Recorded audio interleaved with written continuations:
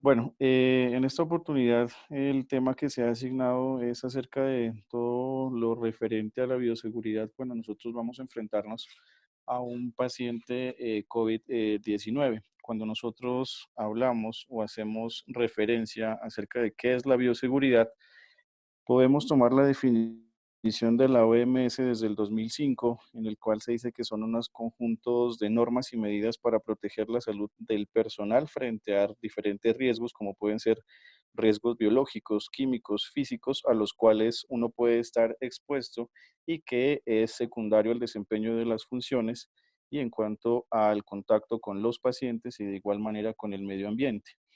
En este caso, nosotros vamos a referirnos directamente pues a la gente que estamos tratando en este momento, que es acerca de el coronavirus y para nosotros poder determinar cuál es el equipo de protección personal que nosotros debemos utilizar frente a este tipo de agente, pues nosotros debemos conocer cuáles pueden ser sus posibles vías de transmisión. En este caso, las vías de transmisión, como todos ya lo han revisado, es a través de transmisión por gotas de flugui, partículas que quedan suspendidas en el aire, en donde artículos recientes dicen que aproximadamente pueden estar suspendidas dentro de 3 a 4 horas como un agente persistente, también a través de fómites o incluso a través de una transmisión fecal oral. El tener claro este concepto de cuáles son las fuentes de transmisión es lo que nos va a permitir determinar cuál va a ser el traje específico para nosotros poder atender este tipo de pacientes. Y es entonces cuando entramos a determinar o a definir qué es un equipo de protección personal. Los equipos de protección personal, entonces podemos decir que es un equipo que es utilizado para aislar o que es una medida de aislamiento o una barrera que nos permite distanciar esos peligros químicos, biológicos, físicos o térmicos de acuerdo a la persona que los vaya a utilizar. Aquí nosotros podemos ver unas diferentes normatividades que lo regulan y aparte de eso nosotros debemos tener en cuenta unos criterios de selección donde se va a determinar cuál es el agente, cuál es su estado, si está en un estado de vapor, de sólido o aerosol, como es en este caso, a qué concentración nosotros vamos a estar expuesto y determinando si vamos a estar atendiendo a unos escenarios de víctimas en masa, deberíamos también nosotros tener en cuenta qué condiciones meteorológicas vamos a estar enfrentados y cuál es nuestro nivel de protección disponible y cuánto va a durar este tipo de emergencia en cuanto a tener en cuenta qué disponibilidad de equipos de protección personal nosotros tenemos.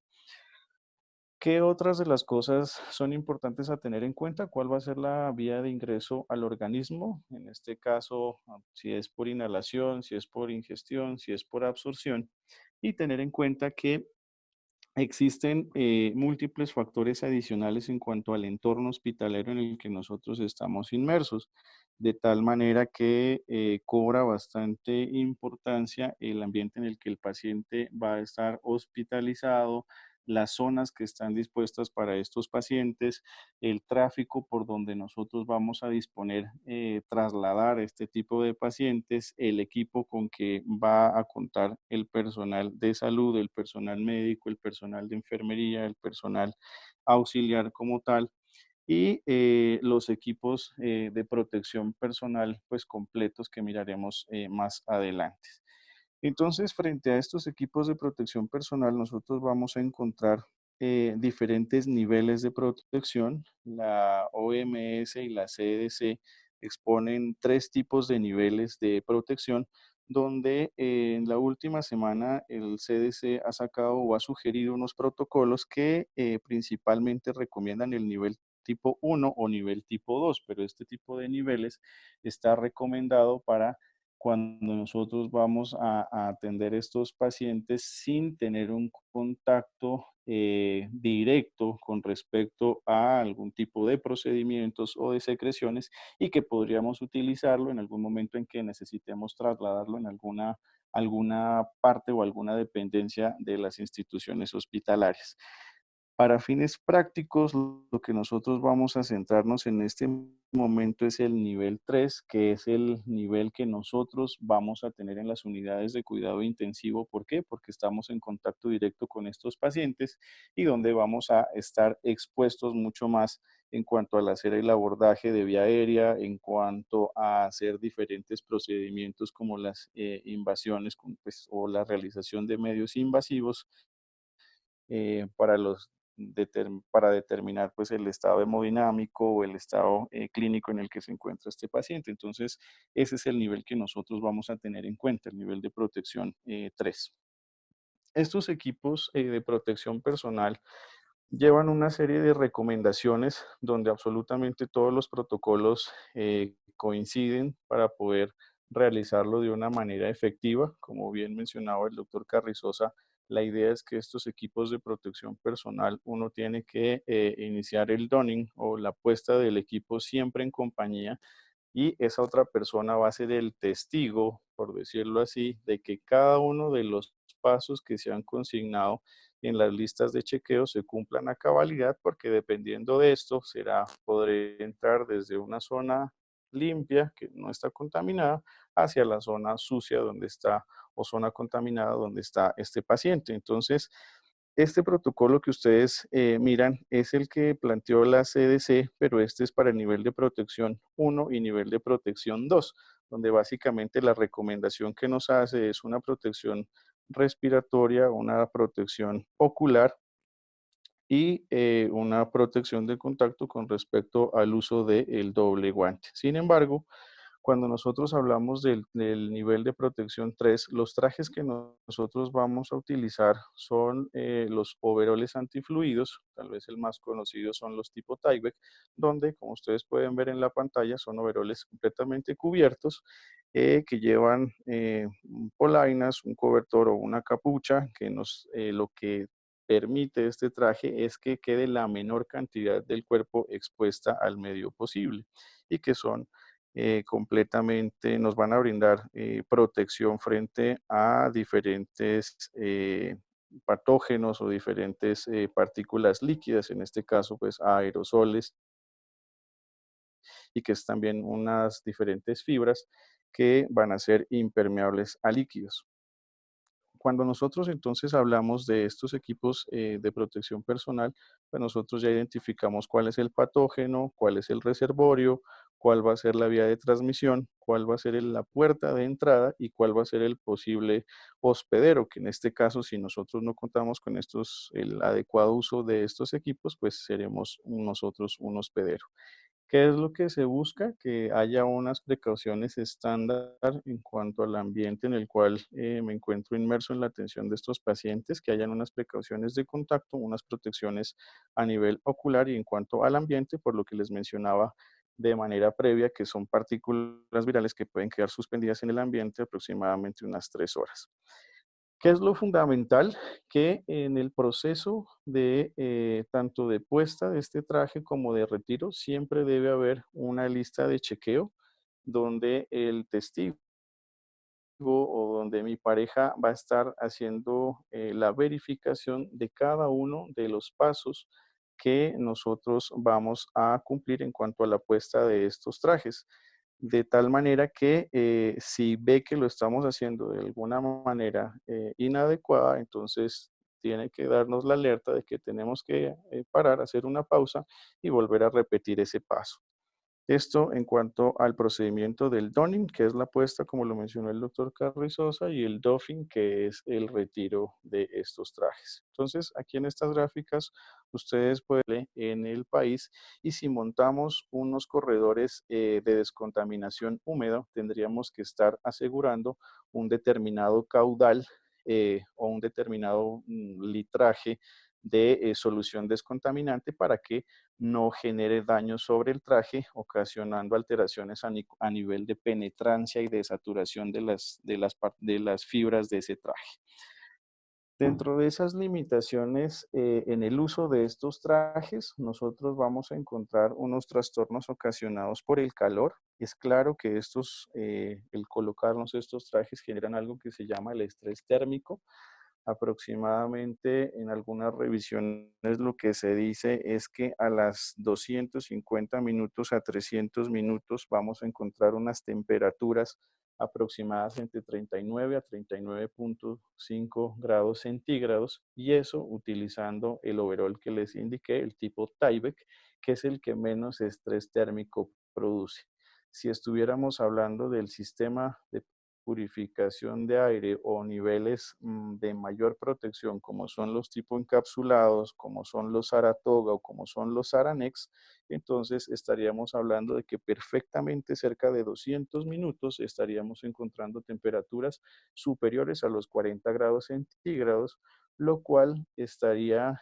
indicado de que la intensidad de horas en las que yo me encuentre en la atención de estos pacientes tenga que ser menor a 4 horas. Vamos a encontrar disminución de la agilidad, disminución de la visión, disminución en cuanto a la audición y en cuanto a interferencias en la comunicación. Básicamente eso era lo que quería compartirles. Bien lo saben, en los artículos que se han publicado inicialmente en la ciudad de Wuhan, donde se empezó esta pandemia, lo que encontraron es que en el 40% de la propagación de la infección ocurrió dentro del mismo hospital por un uso inadecuado de los equipos de protección personal, y fue mayor proporción inicialmente entre un 26 y posteriormente hasta un 29 a 32% entre el mismo personal de salud. Entonces, esto hace de que la maniobra de retiro de los equipos de protección personal sean donde más destreza nosotros debemos tener, donde más cuidado se debe, digamos que debemos proveer, y donde necesitamos que nuestro testigo o la vina con la cual hacemos el retiro de esto esté muy pendiente de que no tengamos contacto con las superficies que se encuentran contaminadas con nuestro traje. Dentro de las, em, cuando nosotros entramos en contacto con estos pacientes, tal vez otra de las situaciones en las que más nos ponemos en riesgo son algunos procedimientos que llevan a una manipulación de la vía aérea. Y dentro de estos procedimientos de alto riesgo está la manipulación o el procedimiento de intubación o el uso de las cánulas nasales de alto flujo. Y esto, el riesgo lo impone que el que haya una mayor aerosolización de partículas virales, lo cual, pues, si no contamos con una adecuada protección respiratoria, entonces esto es lo que nos llevará a un mayor contagio. ¿Qué es lo que se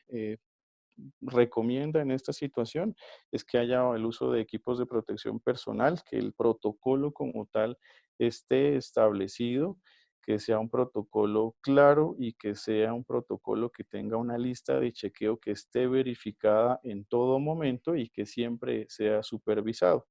Y adicional a esto, pues minimizar, utilizar los sistemas cerrados de aspiración de secreciones en el caso en que nosotros vayamos a realizar la intubación orotraqueal, y evitar las ventilaciones manuales, que pues ustedes ya lo conocen y que el doctor Julián también nos habló previamente.